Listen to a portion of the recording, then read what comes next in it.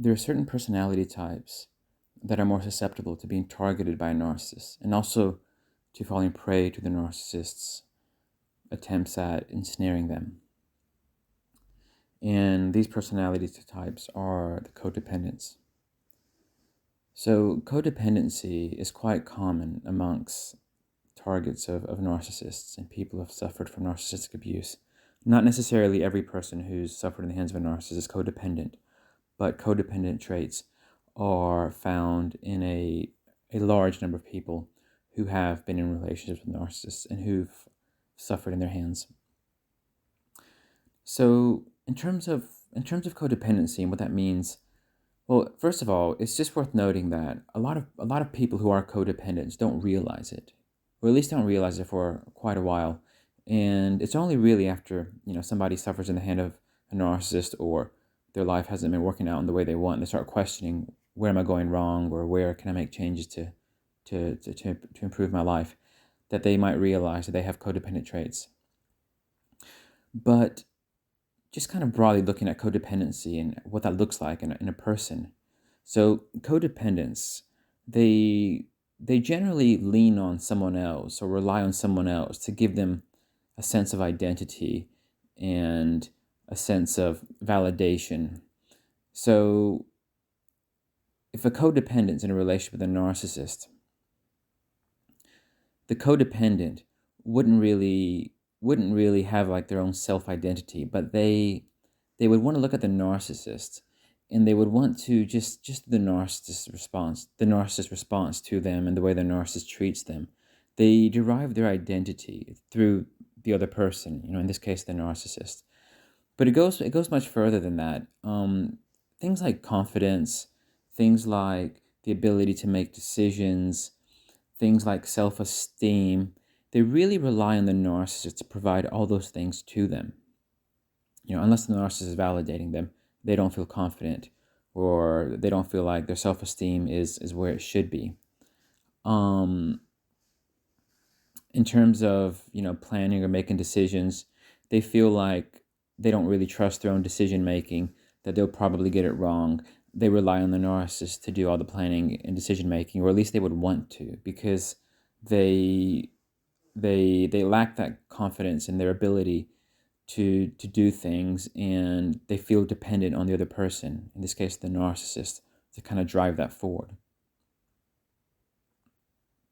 So codependents, they'll often rely or depend heavily on someone for them to get that sense of identity, to get that self-esteem, validation, confidence, and all that.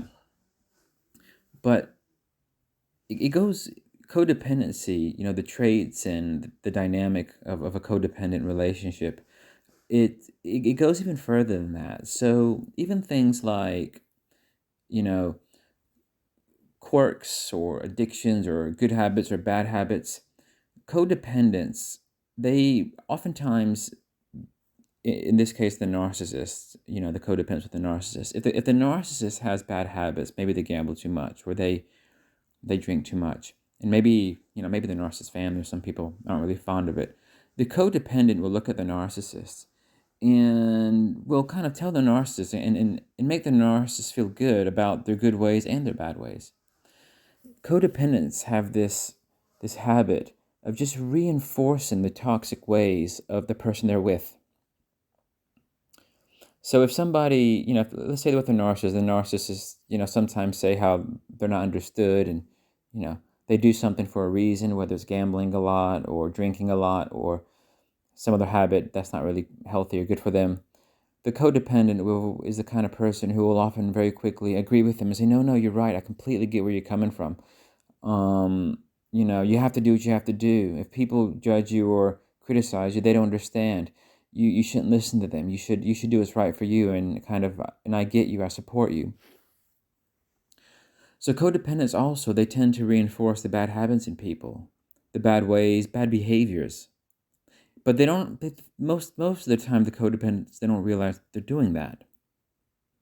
So that's what's very dangerous. And oftentimes there's this term thrown around, which is toxic codependency, where narcissists, they'll get together with a codependent, a toxic codependent, And the reason, we use the term toxic codependent is because the codependent is actually reinforcing in the narcissist the narcissist's own toxic ways. So, the narcissist, instead of going down the path of healing their own shortcomings and addictions and all that, the codependent is kind of reinforcing the negative things in them. And in a funny way, the narcissist enjoys it at first, because the narcissist is kind of like, okay, I have a whole past to do all the bad things I want, to just indulge in all the bad habits and unhealthy habits and addictions that I want, because I'm being supported by this person. I feel like that makes it okay. So the narcissist oftentimes does increase the rate at which they do whatever they're doing that's bad for them. And the codependent person kind of reinforces that. Because sometimes the narcissist will have other people in their lives that aren't too fond of certain behaviors of theirs. And, the narcissist, they get kind of annoyed at other people. They don't like it, maybe other family members. And for them, it's a breath of fresh air when the codependent is saying, no, I see where you're coming from. In the narcissist's mind, it kind of makes it okay. So, just taking a step back again, a lot of people who have suffered in the hands of narcissists are codependents. And from the narcissist perspectives, a lot of them would be toxic codependents for the reason I just explained.